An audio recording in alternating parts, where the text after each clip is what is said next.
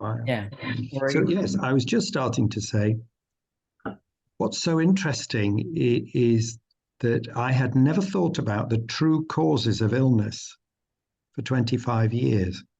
And it's a shock, isn't it, when you suddenly think, wait a minute, I've spent all this time memorizing tests, investigations, and drugs, and we never think about why is the person ill, or even, what is medication the best way to deal with it. So I came to it very late because I was about 55. So, um, you were a general practitioner for more than 25 years, if I'm not mistaken. Yes, And and before you I were did this. yeah, and you were a very conventional doctor who used to write medicine, prescribe medicine, write insulin to the patient, and Oh, suddenly, yes. how did this happen? How did you turn into low carb GP? Yeah. I think there are several threads that came together. One of the threads is that I'm passionate and fascinated by the natural world and nature. And all my life, I've looked after a bird hospital. And it means I can recognize sick animals and well animals. And also, you become more observant as a clinician, don't you? Because you can spot people, oh, you look well and you don't. And I began to realize that very few of my patients, no matter what I did, looked well. So there was a creeping disappointment. Also, it didn't feel right somehow. There was something ethically wrong somewhere in the way I was practicing medicine because it brought me no joy. And I never saw healthy people. And I felt there was something, I felt I was medicalizing people rather than helping them be their best selves. So there was creeping disappointment with my performance. And the patients that disappointed me the most were fat people with diabetes. And they made me so sad. They just made me sad. I couldn't bear to do them anymore. And I was senior partner, so we have 9,500 patients and about 9 doctors. So I was the boss. So I just said to the junior doctors, you will have to take charge of diabetes because I'm not doing it anymore. And so that was the background. So And what hit you so deeper? Like what? Ask the what question. hit you what hit you so deeper? Why were you so disappointed? Right, yes. I was disappointed because minute for minute, the day as a doctor was felt sort of empty in that instead of using my skill and intelligence, there seemed to be protocols. It was all prescribing, repeat prescribing, and very little of my day supplied joy. And so I was sort of empty. There was nothing to spiritually lift me. And it was very bad. So by the age of 55, I thought I would probably retire and work on my bird sanctuaries. And then there was two things. Jen read a book called Beat the Diet Trap by Dr. John Briffer, who eventually I was to meet. He wasn't actually trained properly. He was a young doctor in training and hadn't finished his training, but he wrote a very interesting book. And my wife has been as addicted to carbohydrate all her life. So she's a consultant psychologist, as you know. And we were running together one day, and she said, you need to do something you believe in because you're becoming hollowed out by medicine. And what would you like to do? And I said, very sad with myself. I'm so disappointed that I haven't been able to help the people with diabetes and obesity. So that was really, she said, why don't we do something worthwhile? And that was our joint idea. And we started running groups in January, exactly 10 years ago now. We started running groups, and we learned with the first 18 patients. I didn't know the low carb diet, but I wrote to them and said, I'll do it with you. So we did it with the patients. And that was really interesting because it was a collaborative experience. For the first time in my life, I was learning alongside my patients as fellow human beings rather than me telling them. And that's how the magic began. One of the things I was going to say to you was about collecting data. So your position in Kathmandu is very similar to my position in the UK in, say, 2013, 2014. So if I stood up in a meeting to say what I did, I would be booed and hissed, and doctors would shout at me and say it was dangerous and they'd all die of cardiovascular disease. But those people were my friends in a way. They did me a favor. Because I was frightened, I collected careful data from the very beginning. And it now means that I have a 10-year data set of hundreds of patients of what happened to them. And so I'm able, with some accuracy, to tell you what is it I can achieve in my clinic. And that makes it very difficult for other clinicians to throw stones at me, because I can say, well, the average weight loss is 10.1 kilos over about 3 years, etc. And I know all of it. And I wonder if it would be possible for you to collect your data, because then where you are, well, data speaks for itself and becomes power eventually. And then I've been collecting. You are. Great. What data are you collecting? I totally focus on their HbA1c, Yes. and their waist circumferences and the amount of, especially my obese patient. I have patient like 200 kg, 120 kg, 160 kg. I focus mainly on their fasting insulin C-peptide. So I try to rule out their insulin resistance, and I technically believe more on their fasting insulins and their C-peptides and their HbA1c, which is reducing very, very, very quick in like the 3 periods. Yeah, and the amount of weight they lost, it's like some of them like goes for 28 kg in 3 months, 30 kgs in 3 months, or 20 kgs. So I try to collect all this data so I can. Right. So the way I usually do it is I've got the baseline data. When I first meet them, I'm really careful to weigh them, measure them, get the baseline blood work done, so that then you can do a comparison between baseline and latest follow-up.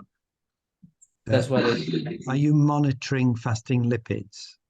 Yes, I do monitor their fasting lipids or their fasting blood glucose, their postprandials, and then I go for their and even once they finish the 3 months of the course at the beginning, I'll do another lipid profile there, and then like to the most of the time I see they have a very good triglyceride, and the HDL ratio is very less than 2. But some of my patients have a raised LDL, and they're concerned about LDL cholesterol, and they're scared about LDL cholesterol. And I try to tell them like you don't need to necessarily worry about your LDL as long as your triglyceride, your HDL ratio is absolutely less than 2. These LDL is just a carrier. These are You're absolutely right. So I agree with you. Triglyceride HDL ratio is a really useful marker, and it improves a lot. And then you can show your patients, well, your weight's improved. Of course, blood pressure. So what are the risk factors?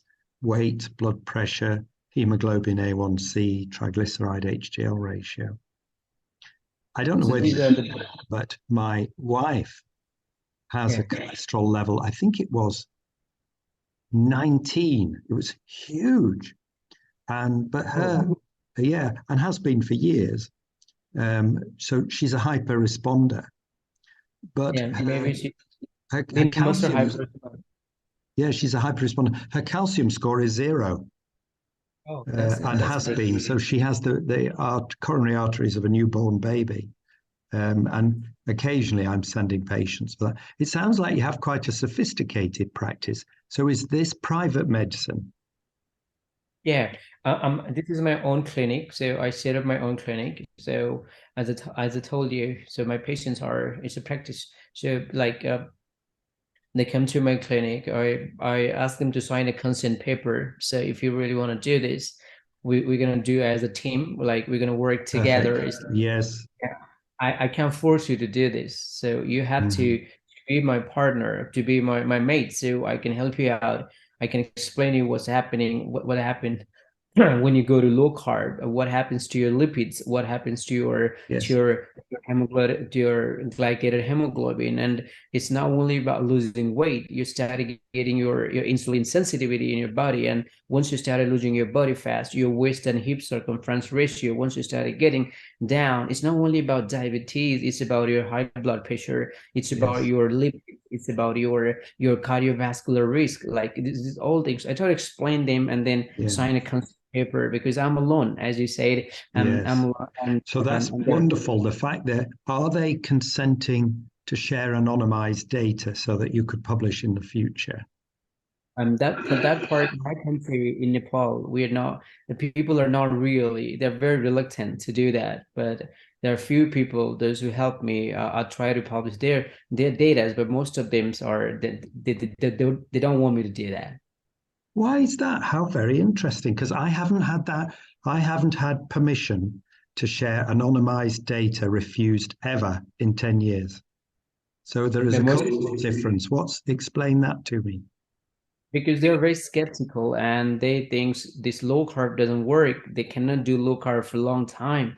And I'm the only one practitioner. So, and they're not doing their own research. They're not trying to find about this. So it's kind of very small place here. And people are not, they're not brought in with this concept of low carb ketogenic diet or low carb high fat diet. So it's very new to them, and it's very hard for them to believe. So I'm trying to convince them, persuade them. Right. Well, there is another way to do it. So the other way to do it is many of them will be surprised by how much better they feel and the very good results. So you can ask for permission at that point. You can say, I'm trying, this works. I'm trying to convince other doctors. If I anonymize your data so nobody knows who you are or your address or anything about you, could I then share your before and after, because you could help medical science? And they might well consent at that point, and that's valid too. Yeah, a lot of people are, for now, 3 years back, they were very reluctant, but today, like most of them are very happy to do that, and they have been sharing their data. Great, They're sharing because their then data.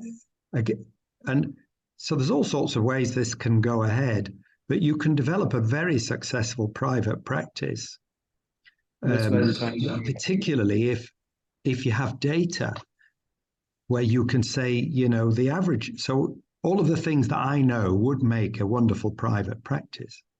Yeah, we just had 50 cases of type 2 drug-free remissions. We just we did our research, and now I'm planning to publish in National Health Research Center in my country. So we're planning to do that. There is a journal that you could try and publish, the Journal of Insulin Resistance. All right. And if the reason I say that is because that is run, I'm on the editorial board, and it's run, you're far more likely to get published because it is run by low carb doctors. All right. So it's a journal that is friendly to you. All right. Publishing. I can also email you data to you. Yeah.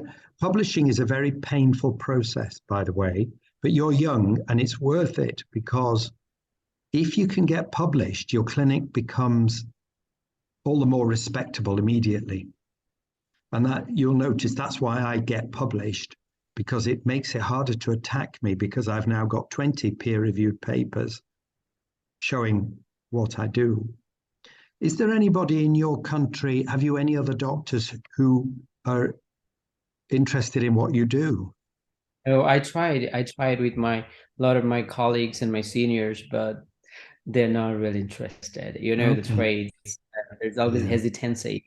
I was going to Yes. ask you the same question. I was going to ask you the same question. When you were alone, Yeah. like you might be worried or you might be hesitant, like I was. But it did me good because it made me really think about how to. First of all, I had the humility, having been wrong once. I thought, well, he could be wrong again. So it that gave me the discipline of careful data collection. And then that gave me confidence because the results were just absolutely astonishing. I'd never, in fact, the results were so good, I was scared of publishing because I thought people will think I'm a fraud because the results seemed just too good. If you've got that number of remissions, that's really good. That's really yeah. So very, very good. That's a lot same of thing is work. in my mind. I was very skeptical to show the paper because the result is so good. Even I'm scared, like, to tell the Mm, people that it's real because their HbA1c, the average was 13.2, now it's dropped to 5.6 and 5.4, wow. and and it's unbelievable. So I was like, who's going to believe me? Like, if I'm going to tell them that this is what happening, this Yes. is happening to my patients, and so Yes. Yeah. we already did the research, we did all this analysis, and now I have all the data. Now I'm planning to publish it. So as you Yeah. say, I was very skeptical and a little bit hesitant and worried, like maybe they're not going to publish this Yeah. paper. But they increasingly, though, you see, there are the environment has changed because there are a lot now of published case series with low carb, a lot. So there's loads in the UK because I've encouraged many of my friends to audit their work and then publish. And they have published. The two things to suggest you you could do with a medical statistician because you won't know, or I don't know. Do you know how to handle a statistics package? I'm not very good at that. So No. I hired one of my friend who's very good at doing this statistics and the Excels. So I asked a favor for him. So he did that for me. Great. So have you got p-values out of it, that kind of thing? Yeah, yeah, it's less than And 0.1. of course, of course. Yeah. And another thing, if you're thinking of publishing, give thought to the infographics or the figures Yeah, because we do that. excellent, because you'll notice what I do is so it takes me about 2 years to write each paper. It takes a long time, but while I'm doing the paper, obviously I write with usually 3 other people at least, and the the figures are designed to fit exactly into Twitter because when you Oh, publish, you need you need hope you want to hope that people will read it to increase the altmetric score of your paper. Have you heard of the altmetric score? I heard about it, but I have not much Right. idea about it. So this is important. So all the peer-reviewed papers ever published are ranked according to how many people read them. All right. And the altmetric system scours social media and news items and so on and gives a score of every peer-reviewed paper that's published. And there's about 25 million of them. The average score is 10. But if you can get social media, so you're already on Twitter, and then I would retweet you and that kind of a thing, that raises your altmetric score, and that makes you look more influential even than you actually are. So that this is the game that I play, and you'll see that about once a month, I find a way of putting into Twitter one of my papers or Jen's paper. And now we get scores, altmetric scores of about 1,700. So that our papers are in the top 0.0001% of all papers ever published. only because we know how to play the game. It's all a giant game. And so again, when you're writing your paper, think about how to visually represent the data. Think about how you would have it as a figure within your paper, but also if it was compatible with Twitter, then you can so easily do the figure and link it to your published paper. And then people are more likely to look at it. And in that way, you can become more influential in Kathmandu, just as gradually I have become more influential in the UK. Yeah. Because first of all, I had data, then I had published data. And then sooner or later, influential people come to you with diabetes and ask for help, or doctors. And it builds up. And this is worthwhile for you because you're a young man. So this has years and years to run. And so it is worthwhile. So yes, you've got somebody that does statistics. Is that a statistics package they've downloaded? Yeah, they have a software to do that, and he did all the data analysis, and it's ready. So tomorrow I'm going to email you all the data that we had and the paper, so you can go through that, and then we can. I'll have a look. Have you read my latest paper carefully? Yes, I did. Of course you have. And did you look in the supplementary data? The supplementary files? Actually, I have all your papers in my clinic in the other room. Yeah. So one of the things is that in the early days, I got into trouble with academics because they said I hadn't got ethics approval for what I did. But actually, it's perfectly respectable as a clinician to do an audit of your service provision. So if you write a paper, be careful not to call it a study. It's not a study, it is an audit of your service provision. And as I say, you won't get into any trouble for audit. In fact, it's uber respectable to audit your clinical provision. So that's what you're publishing. You're publishing an audit of service provision, not a study. And nowhere in the paper call it a study, because you'll be attacked, because people will then say, if it was a study, what you're doing is risky, and have you got ethics approval? What you're saying is a bit like me, where I'm saying, well, this is the service I've been offering for 10 years, and this is the audit of baseline and latest follow-up. And I think that's probably what you're doing, and that will keep you safer. And then I think about the Journal of Insulin Resistance. Sure. Because so I have friends all over the world do this kind of thing. Yeah. Who's that marvelous young Australian? Can you think of him? Lively young fellow, sports medicine. What's he called? Dr. Paul? Not Dr. Paul, no. He's a little bit controversial and he's into sports medicine. Anyway, I just can't remember his name. But I know that he has built a huge private practice on this. I felt sorry for him. I wanted to pay for him to go out for dinner because I thought he's only young. He can't possibly have any money. And he said to me, David, I think I'm probably far richer than you. I haven't got a single spare appointment for 6 months in my private clinic. I think I will pay for you to go out for dinner. And it just makes me laugh so much. But that's what he has driven. And you notice Tro in America is doing a similar thing. Yeah. Dr. Tro, who of course I've met now. So yeah, that's very interesting. If you could, I'll have a look at I'll critique it a bit for you. Yeah, I will send it to you and then you can critique it and then I can do the revisions and all the part and then what we do the next. Yeah, and then see how that goes. I'm gonna ask you a question about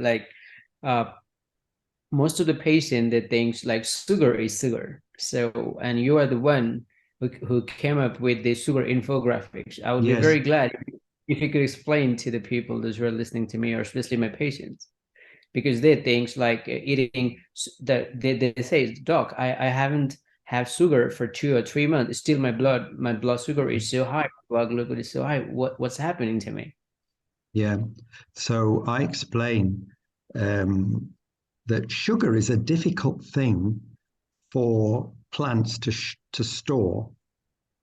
And so the rice plant and the wheat plant and the potato have all worked out how to concentrate sugar so that it can be stored safely.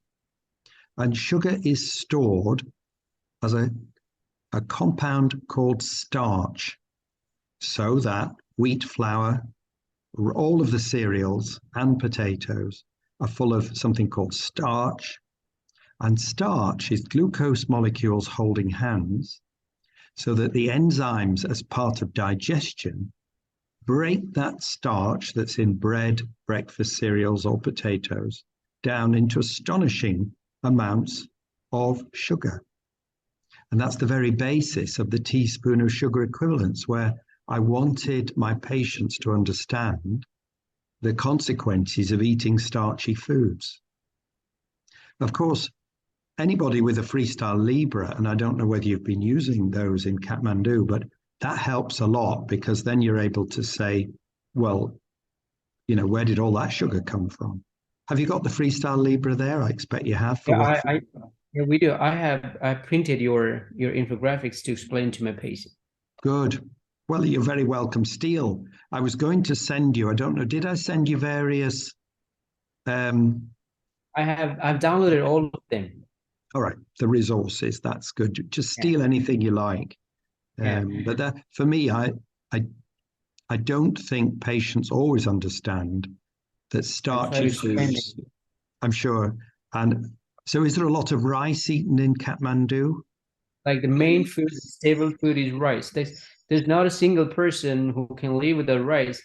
But 3 years ago, few years ago, I told them you don't need to eat rice, and I was criticized and I was like blamed, like what, like I'm crazy, I'm saying something wrong to the people, Have you got before and after photos of yourself looking at the fattest you ever were? Yeah, I was good.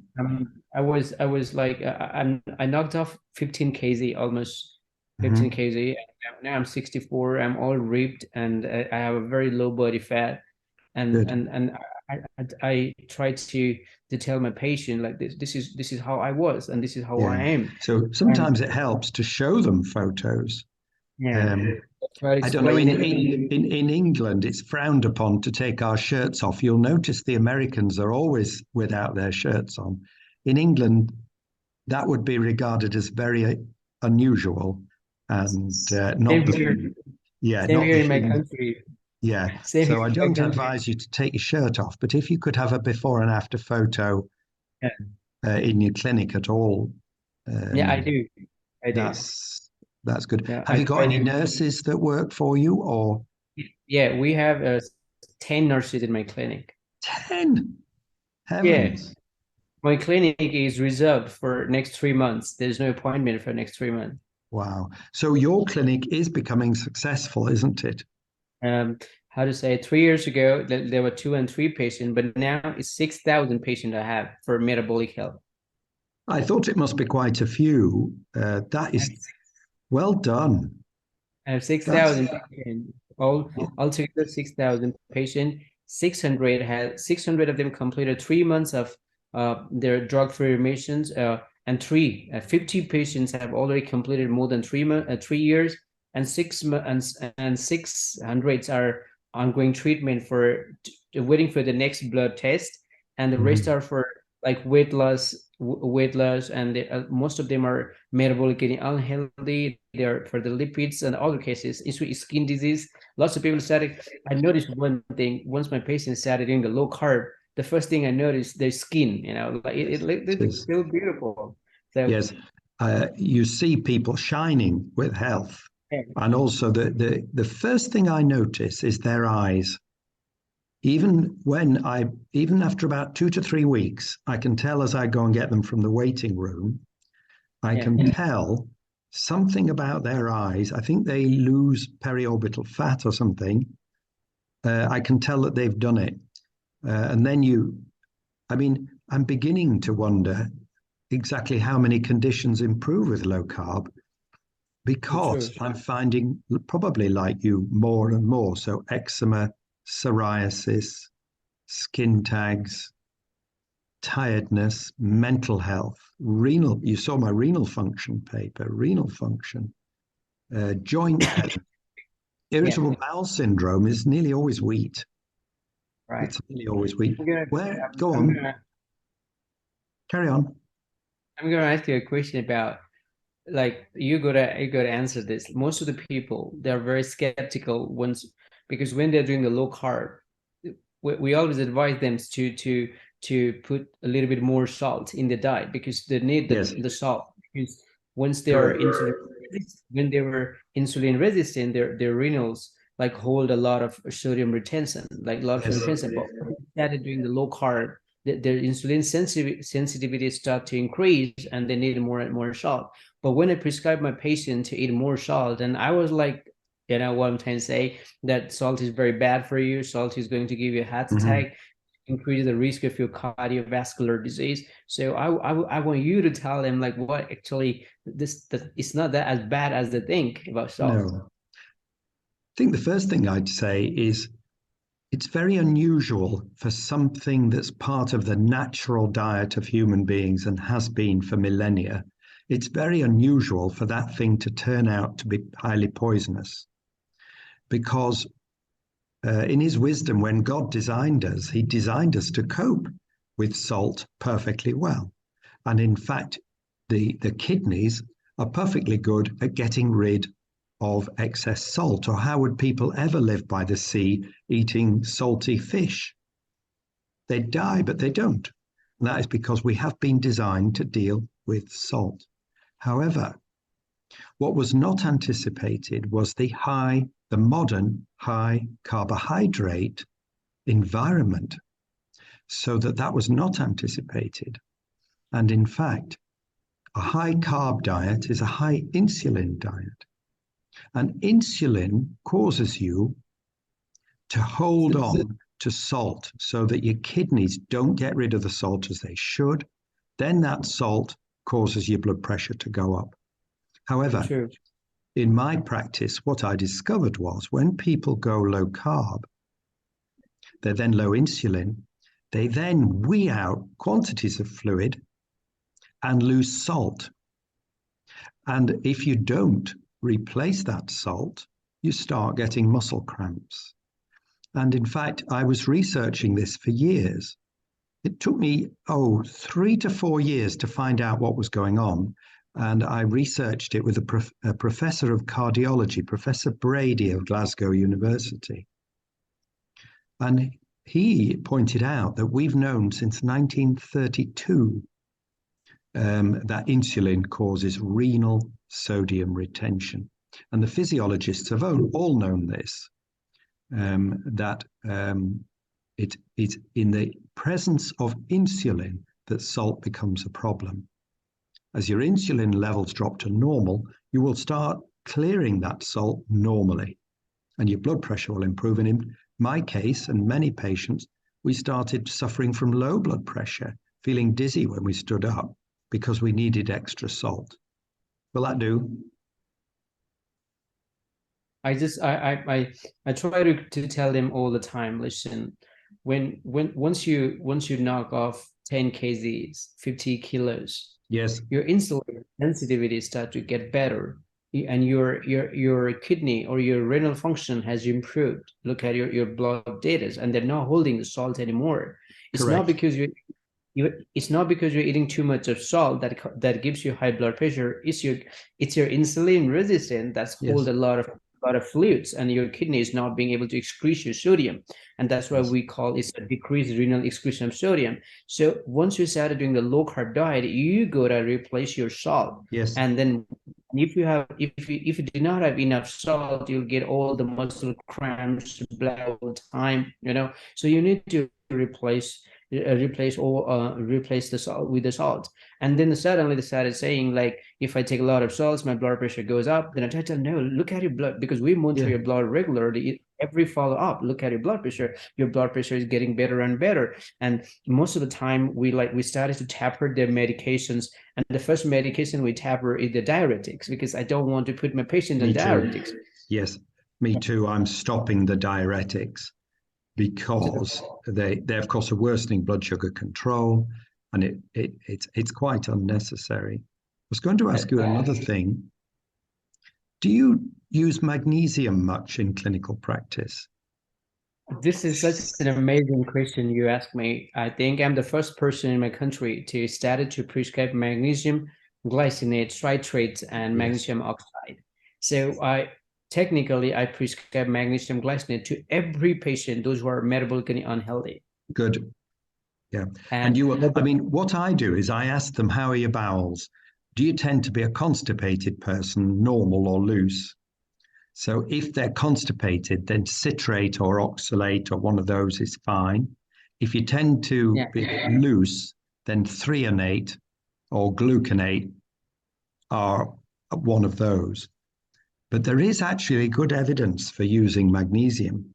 And isn't it amazing how probably you and I in clinical practice, for muscle cramps, particularly nocturnal muscle cramps, we used to give quinine. And I have no idea and why, because that brings cardiovascular risk. And actually, if you use magnesium, the results are stunning within about a week. So I love magnesium, and it's cheap.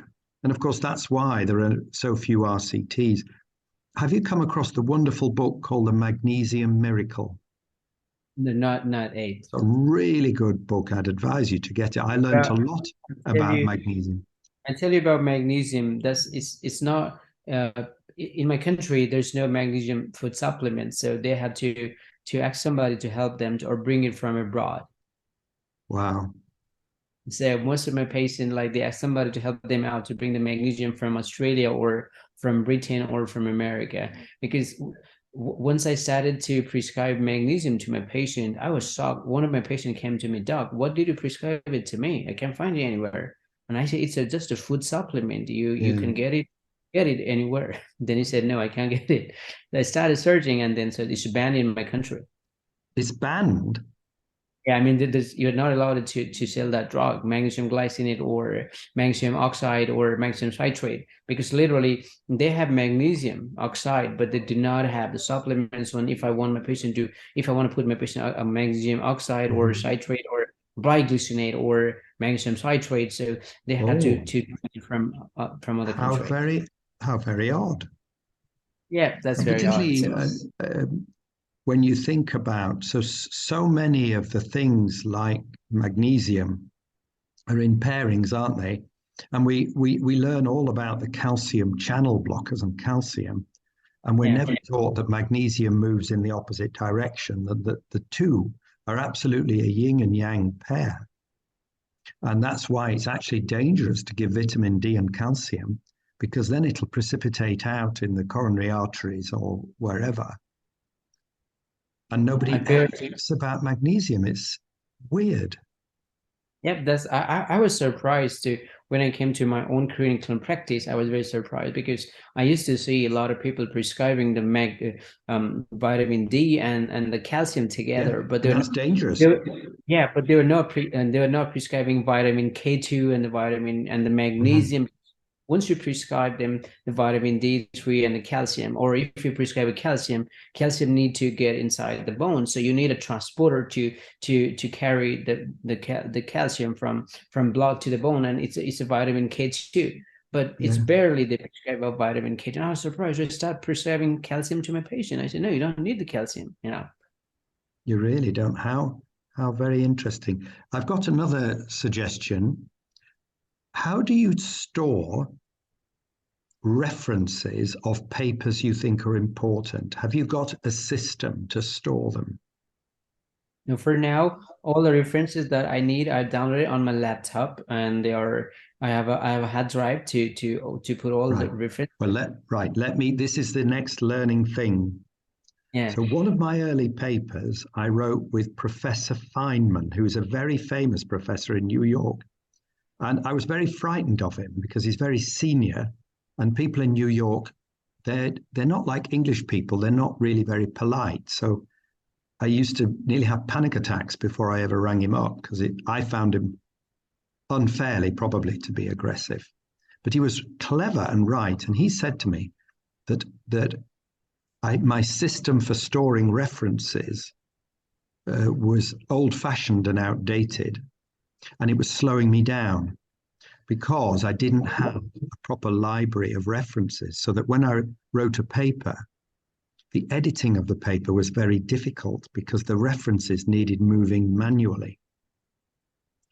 And he said to me in 2015 that I should buy the system called EndNote. And stupidly, I ignored him for 4 years because I was too busy. I was so exhausted by the size of my practice and my life that I didn't do it. And then I did it. And if in the long term you wish to be, if you wish to publish, if you wish to be formidable, EndNote will make you much more dangerous and difficult to criticize, because the EndNote system, let me describe it to you. What it does, it links to Microsoft Word. So my EndNote, in fact, I can show you. Let's do it. There we are. So if we look up a Word document, let's find a Word document. Can you see that Word document now? Yeah, I can see that. Right. So let's see if we can put the cursor. So if we put the cursor there, and then at the top go to EndNote, go to EndNote, what you can see now is my EndNote library. Let's say, and I've got various groups, so I collect references on addiction, aging, alcohol, and so on and so forth, epidemiology, all of the things I'm interested in. And each of them has all the papers that I believe are useful. And so if so let's go to these. These are all the papers I've written. But let's say I want to quote one of the papers I've written. I can't see them. Something wrong with her. Oh, is it no longer EndNote? It's not. So you can't see the cursor. No, your cursor is not moving. It's stuck somewhere. Can you see that I've highlighted the discordant doppelganger? No. Right. Let's see what happens when I do that. Yeah, I can. Can you see now that it says Murray? Now I can see your cursor moving, but yeah. So it's added that reference there, and it can be done in any format. So different papers ask for a different format of the reference, and that will drive you mad because they'll want it in Vancouver style or whatever style, and you won't know what the paper is, what the editor wants. But if all the references were stored in EndNote, you can pop references into your Word documents, and then when you come to edit them, they'll automatically appear in the right order. And they also appear at the end. So if we now go to the end of this, this is one of my papers. If we go to the end, right to the end, let's do it quickly. Yeah, I can see that now. Yeah. Right. Yeah. So the references will be somewhere here. List of figures. Here's the references. Yeah, I can see that. So it will automatically put the references in the right order here and edit them. And then when you come to edit the paper, it saves hours and hours of time. And as I say, you're at the beginning of a learning curve.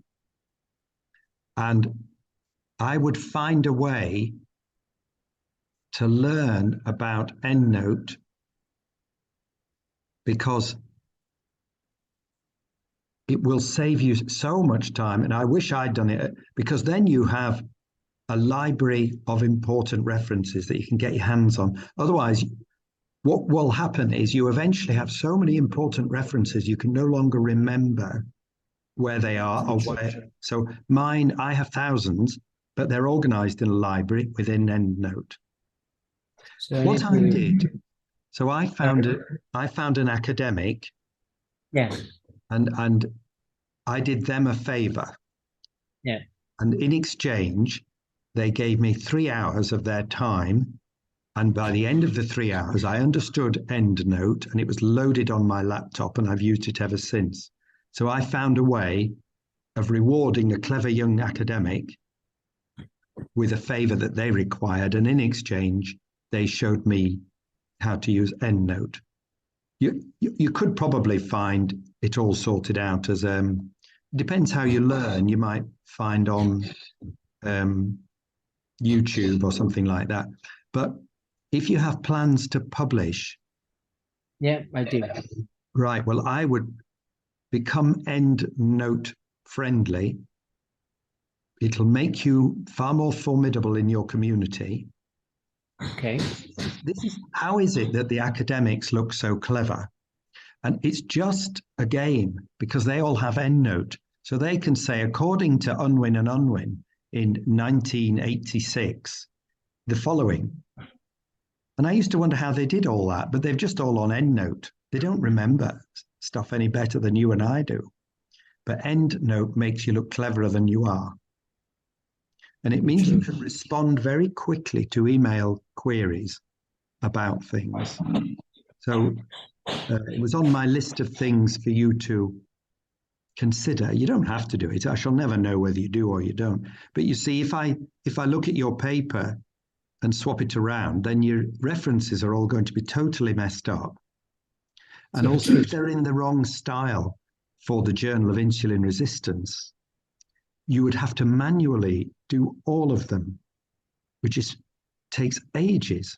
Whereas if your references were in EndNote, the functionality partnered with Microsoft Word is so good.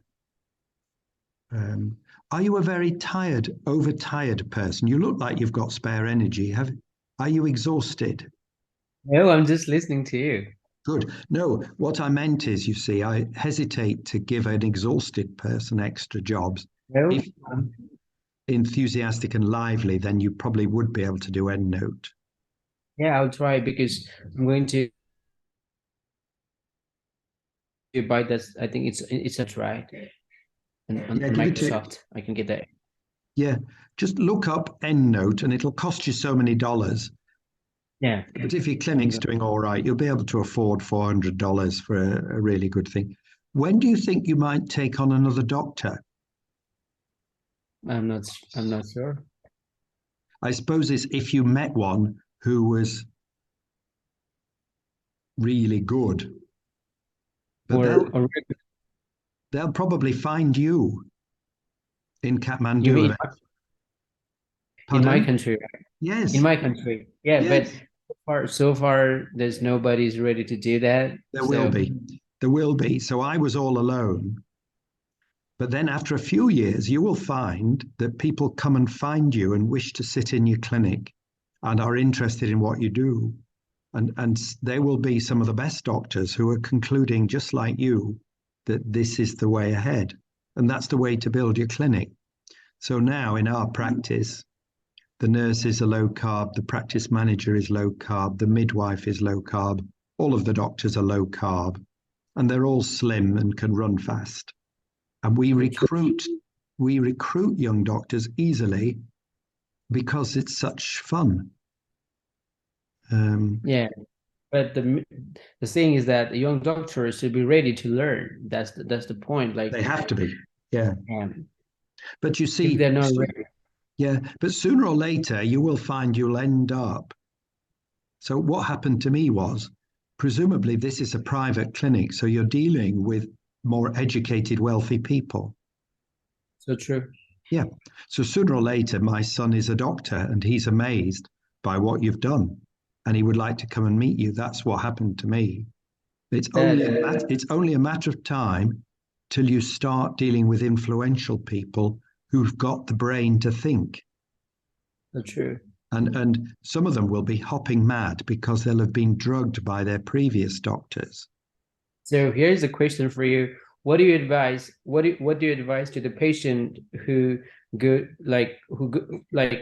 see the doctors, they didn't bring it up, or they'll just only prescribe the medication? Ask me the question again. I mean, what do you advise to the people or to the patient who are seeing a doctor and they will never bring it up about low carb or simply just prescribe the medication? So what do you advise to those patients? Well, I get around that by making sure the patient is central to the consultation. So I'm saying, there is a way that you may be able to come off all that medication. Is that something that you're interested in? I worry that your medication is having side effects like loose motions with metformin or obesity with insulin. And then very interesting. Yeah, it's very interesting. Carry on. So I'm careful to work with my patient so that it's a joint decision, so that then we can write to their doctor to say, I have seen your lady, Mrs. Jones, today, and I do hope you don't mind, but she's interested in alternative approaches. And I also enclose copies of my papers so that the doctor knows I have published on this and it's a recognized way of doing it. And then I keep them informed. So I'm saying, you'll be delighted to know that Mrs. Jones has now lost 5 kilos and her blood pressure's improved. And because of that, I've advised that she stop some of her blood pressure medication, and she's delighted. So that's the kind of way I do it. And then some of those doctors later on, you'll notice that I have a private Google group with about 600 mainly UK clinicians. And then they sooner or later want to find out more or come and hear me speak somewhere. Most of the people are very skeptical about, even in my clinical practice, I advise them, listen, your blood pressure was high because you had a metabolic condition, you're hypertensive because you're obese, and now your conditions are getting better. Even that point of time, once I started to taper their medication, they're very, very scared. They don't want to do that because the previous doctor told them that you can't get it off your medication, you can't get off your blood pressure medication. It didn't matter how hard I tried to explain them. You were unmade because your blood pressure was high, because you had a lot of underlying conditions. You're obese. You're metabolically very unhealthy person. Now you lost 10 kgs. Your blood pressure dropping. Even they experience a lot of like the low blood pressure, but still they don't want to give it up. Yeah. So there is a thing I use that helps with that. The first is I explain to patients that high blood pressure does not kill you in a month or 2 months or 6 months. High blood pressure does its damage over time. And so don't be too anxious about what happens to your blood pressure from day to day or even week to week or month to month. And then otherwise they have the model that high blood pressure is certain death in about a minute. And then they become anxious. And then, of course, they put up their own blood pressure. So I relax them about blood pressure. And then the other thing is I'm very careful to make sure that the blood pressure is measured with an appropriate cuff size. A fat person has a big cuff size. And in clinic, you'll be amazed if you measure their blood pressure and say, oh, your blood pressure is pretty good. Let me just do it again for greater accuracy. You'll find it drops every time you do it as they relax. And then I don't tell them this. What's my blood pressure? I say, I'll tell you, it's looking good, but I'll tell you when I've finished. But I think I say it's more thorough to do the blood pressure at least 3 times. And then they're very impressed because the previous doctor was not thorough and only ever did it once. So it's one of the tricks really of the trade that they can see I'm more accurate because I do it at least 3 times. I also I say to them, we get a more accurate blood pressure if you could concentrate on breathing out slowly. And it's a relaxation technique. And that also helps give you a more accurate so that they can soon see I'm very interested in accurate measuring. And you're right, the blood pressure improves. And then the patient's feedback means they trust me. Of course, I have the advantage of being an old fellow that's known most of my patients for 30 to 40 years. So I don't get the questioning that you get. And it's one of the compensations of being older, that people quite like old doctors. Eventually, I'm going to get there. You will. Well, yes, and yes, when you go grey, apparently in Asia, grey-haired doctors are the very thing. You know, particularly if it's a pity I don't have a bigger beard, but apparently in that would be a good thing.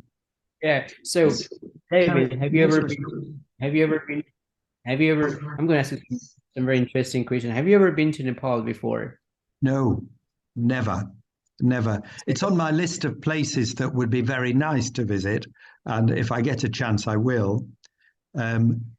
Sooner or later, what I find is there's a low carb event wherever. So far, I did a speaking tour in Australia. I've been to Malaysia. I've got a professor of medicine who's a friend in Kuala Lumpur. I'm actually going next year.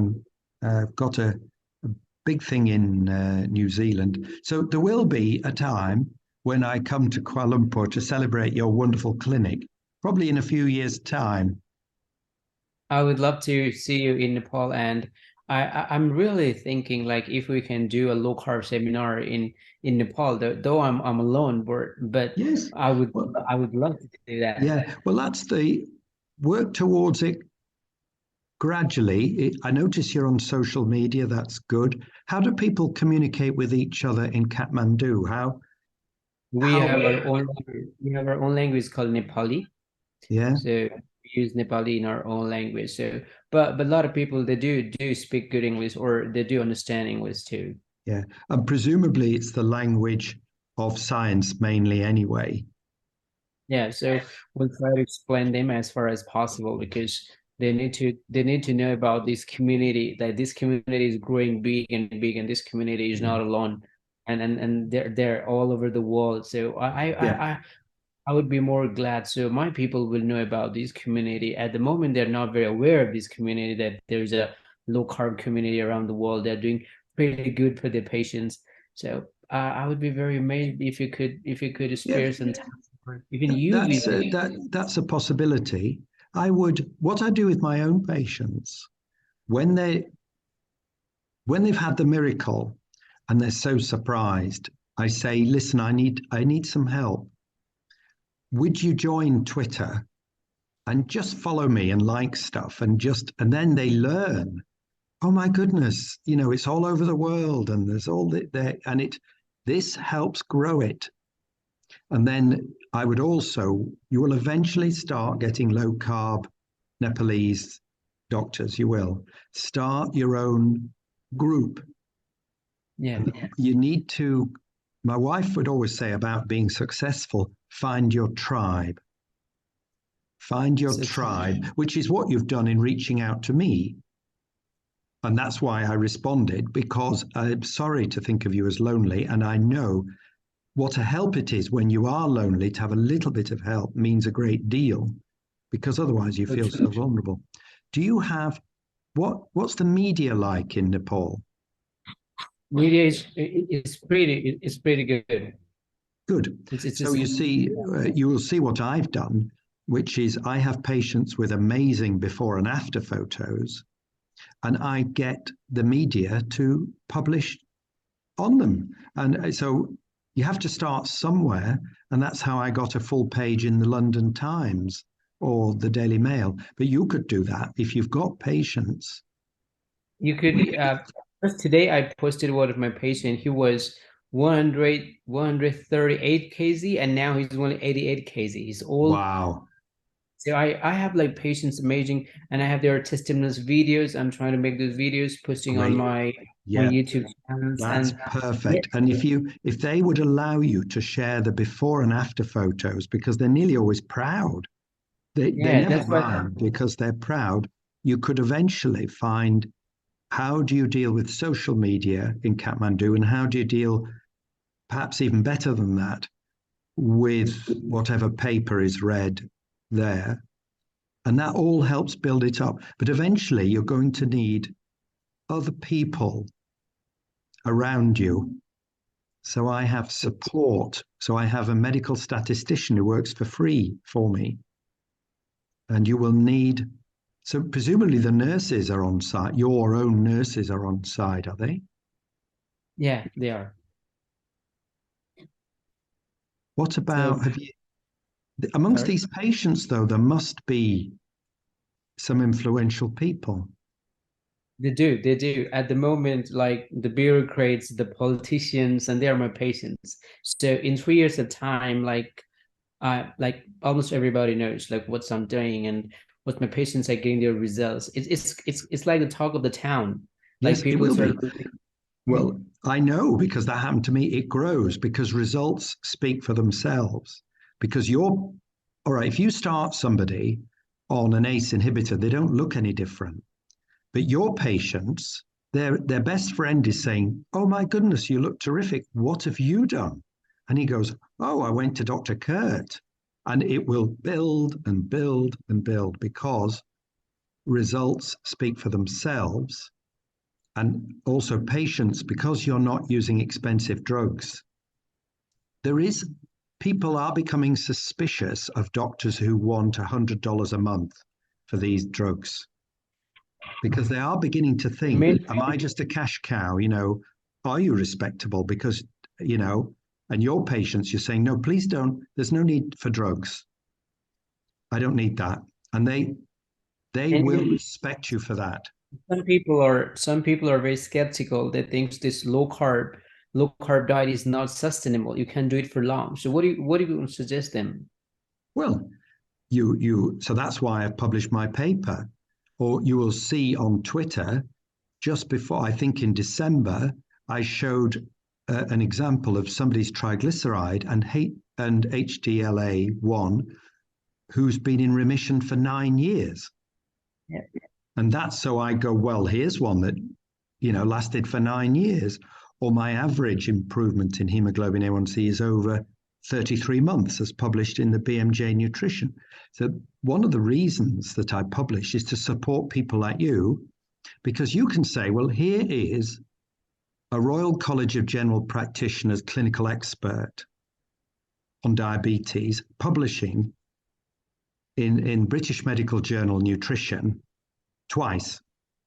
And that latest paper, I have 2 papers in the top 10 of all papers ever published by BMJ Nutrition. So your friends in Nepal, you can use that, because they probably haven't got published in BMJ Nutrition ever, because it's very exactly. So you can stand on it's called standing on my shoulders. So I stood on the shoulders. There are other people who came before me whose shoulders I stand on, old guys who taught me stuff. One of them was called Dr. Wolfgang Lutz from Austria, and he died at the age of 92, which gives me hope. All right. But I stand on his shoulders. I'm going to do that. Yeah, you stand on my shoulders, and I've done everything I can to back up young doctors with peer-reviewed papers with sky-high altmetrics. And that shows that this paper, so my latest paper, was covered by 12 news outlets and has so you can say to your friends, well, there's this paper, and here's another paper and another paper that backs up what I do. And you will also see that every paper I publish, I also publish it with a high-ranking professor. So the one from Shimon Ray is a professor from Cambridge University. So he was BMJ Nutrition, the last one, Shimon Ray from Cambridge. Professor, there was a professor in my blood pressure paper from Glasgow that I told you. And the latest paper is the most famous professor of them all, Professor Roy Taylor. So that you can... I heard about it. Yeah, he's very famous. So I've done that so that somebody like you in Asia or elsewhere, you can use, it's actually to an extent nonsense, but there is a certain cachet, a thing about British academia, and it works abroad. And you can use that as a weapon. All right. And our Royal College. And the Royal College has also, so the Royal College of General Practitioners has published an e-learning module that I wrote on low carb. And it's one of the most successful e-learning modules they've ever had. So you are not alone. What you need to show is that right-minding people all over the world, up-to-date modern doctors all over the world in every continent, are showing a real interest in this keto low carb thing. And you're right, you know, there's Eric Westman, but there are hundreds of others. And then your friends will think, oh, I wonder if I'm out of date. That's frightening. Nobody likes to look out of date. And then they'll wish to join. About publishing my first paper, if you don't mind, I would like you to be in part of my first paper. I can't say till I've read it. I'll have to have a look. If I can, I will. Yeah, I have a feeling. I have a feeling that you will need to get EndNote so that you can edit it. So I think that's going to be your first thing, because then otherwise it'll be very time consuming for you. But if I will, yeah, if I can, I will. And we could put it into something not too challenging, like the Journal of Insulin Resistance. Carolyn Zinn from New Zealand is this senior editor. And so there's, you know, I'm going to New Zealand in January because there is a low carb community there. Australia has a very strong one. I've never been to Singapore. India itself. You're doubtless familiar with D-Life India, are you, or some of the Indian people? No, I have no idea, because I don't think India have a low carb community. They do. They do. Oh. They do. Yes. Oh, well, I would know. So please look up D-Life India on Google. All right. And there is on that's a website with thousands of vegetarian low carb options, very suitable for rice eating populations. So I used that D-Life India as a resource. And on Twitter, there are various people now from India who have joined. So definitely India. The only places I don't have followers are Russia. Okay. I think that's nearly the only place. Russia. You have one follower. You have one follower from Nepal. You have one follower. I know, just the one, but that's you, yeah. And I'm very grateful. Anyway, listen, we've probably done enough now. I'll talk to you again. I really wish you well. If I'm able to co-author, or if I'm able to guide you, I will. But please be patient, because every day I get about 20 requests for assistance, and I physically do all I can. Thank you. But then I have family and grandchildren and so on and so forth. So I've enjoyed our chat. I will record. I'll send it as a WeTransfer. Sure. And I'll look out for your email. And it's a privilege and a pleasure to meet you. I approve of the bow tie. That's a very good idea. Thank you. And I'm looking forward to meet you one day, and you'll be my guest. There's no doubt, because I'll take you around, and I'll be proudly telling to the people that, like, I'm not alone right now in here. There's some person like, and he got my back, and so most probably one day, as you said, I have a long way to go. There will be a day we'll be studying a low carb community in this country, and you will be the first person that I'll be counting on. Bless you. It's very likely. It's how I've seen it develop all over the world again and again. And I know you wouldn't believe where there are low carb communities in Africa, in the Congo. I've got young doctors contacting me from all over the world. Are you able, how expensive is it for you to go places? Here in Nepal or abroad? No, for you personally. Are you able, so there are some amazing events. Yes. Could you afford to travel to Europe ever? Yeah. I like 2 months ago, I was in Europe. Because if I were you, another way to really help yourself, there's nothing like personally meeting. That's why I went to Florida. That's why I've been to Israel. That's why I've been to Australia. Consider coming to some of the famous European low carb events.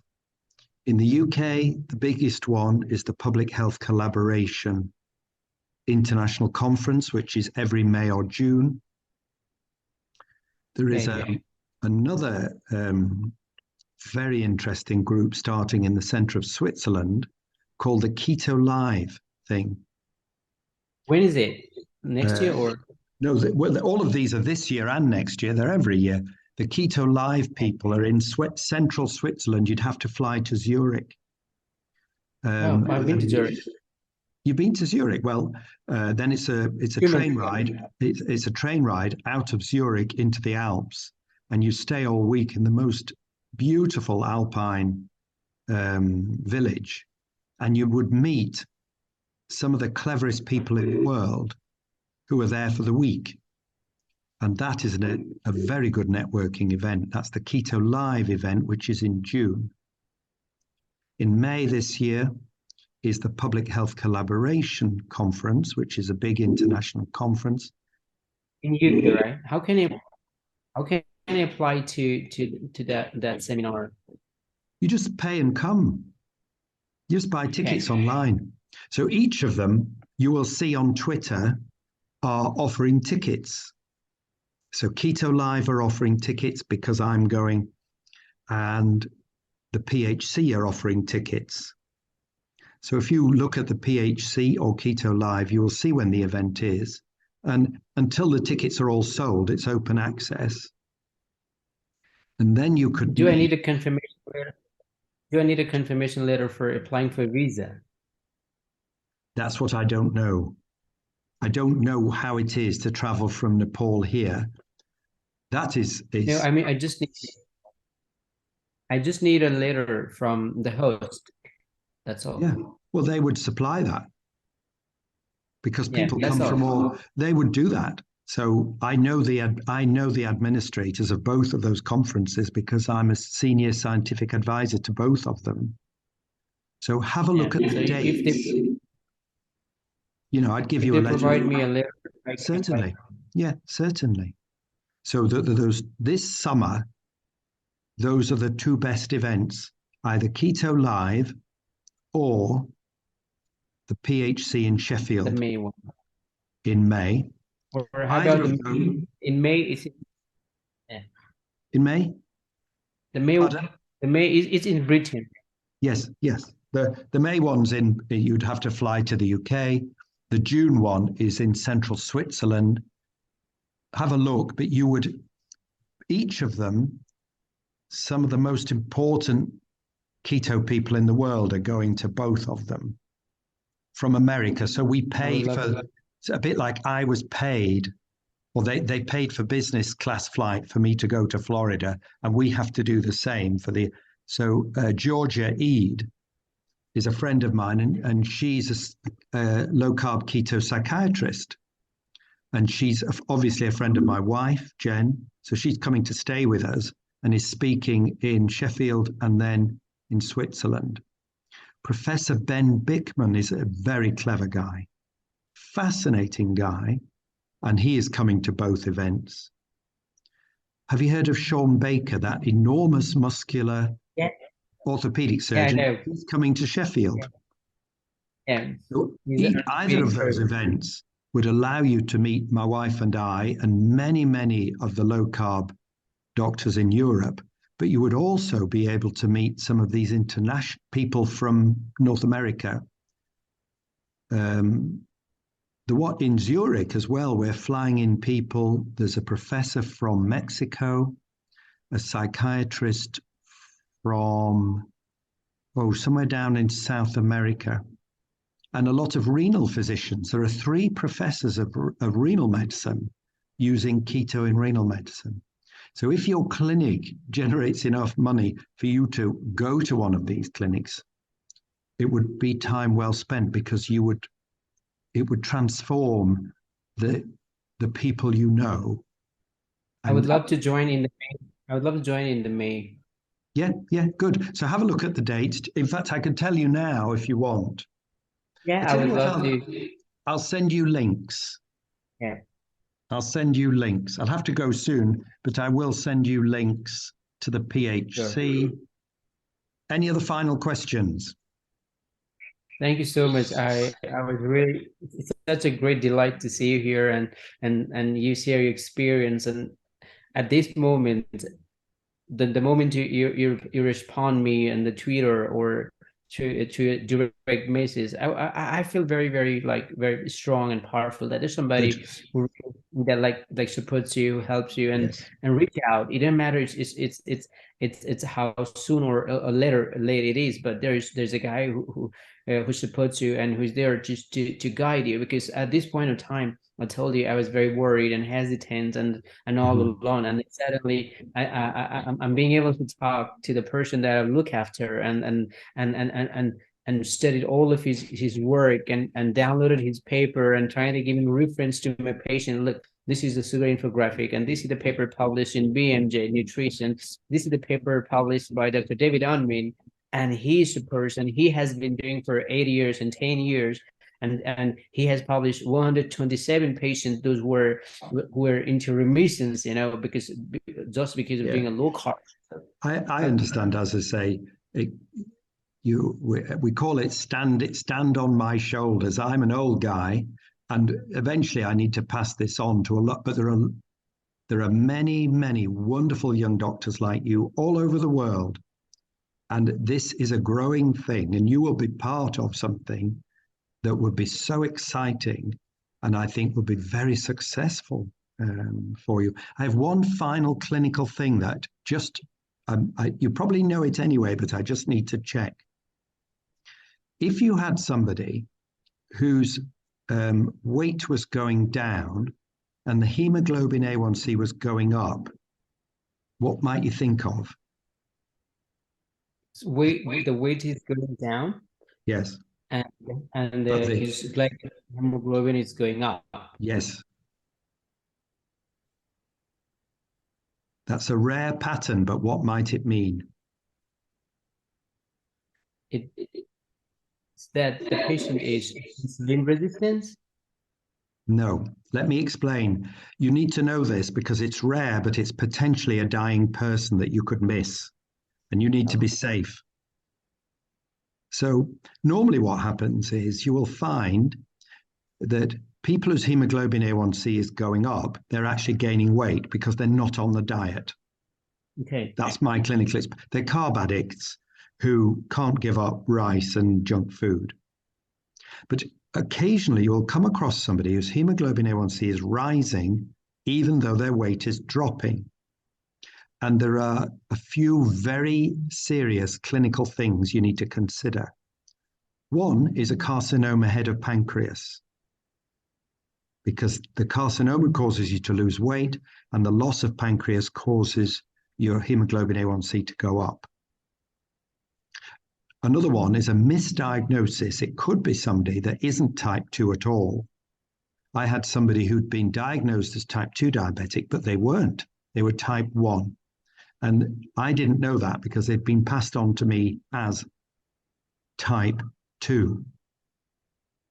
And another person, a third person, had a disseminated carcinoma of the colon. They were losing weight, but their hemoglobin A1C was going up because they were sick. They were ill. So it's very rare, but I just pass that on to you because I don't want you to come to harm. And if you miss those rare things, your patients may not forgive you. Don't worry about it, but don't miss it. I'm going now. Thank you so much. I'll see you soon. You will. Ta-ta. Bye-bye. Take care.